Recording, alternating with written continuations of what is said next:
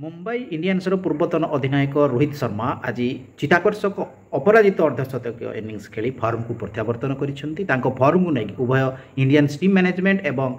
प्रशंसक चिंतित थिले किंतु से समस्या आज दूर होती। चेन्नई सुपर किंग्स विपक्ष से जो भाई भाव में अपराजित इनिंग्स खेलिले ताहा बेस प्रशंसनीय थिला।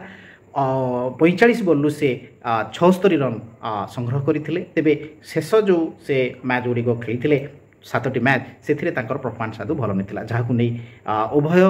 प्रशंसक एवं मैनेजमेंट चिंतार थिले कहीं जो प्रथम Mumbai Indians Chennai super Kings विपक्ष सीजन आरंभ कर चेन्नई सुपर किंग्स विजय होता से रोहित